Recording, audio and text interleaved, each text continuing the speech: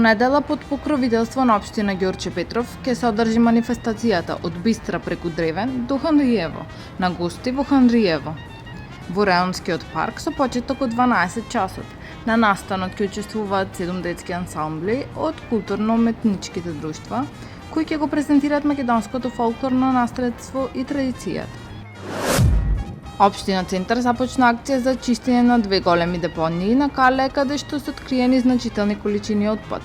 Службите ангажираат 3 камиони за отстранување на ѓубре и кабастиот отпад. Ова е повторна интервенција во истиот дел, а од општината апелира до граѓаните да се грижат за средината.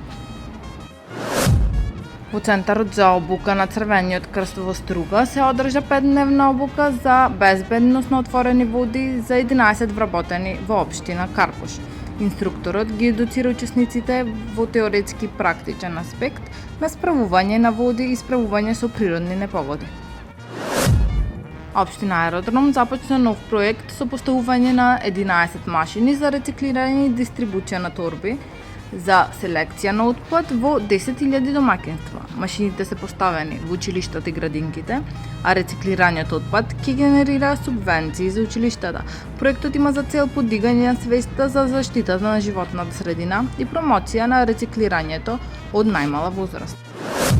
На 12.9 во 16 часот и 40 минути на крстосницата од улица Васко Карангелевски и улица Владимир Комаров во Скопје, патничко возило Нисан удрило во 19 годишна девојка.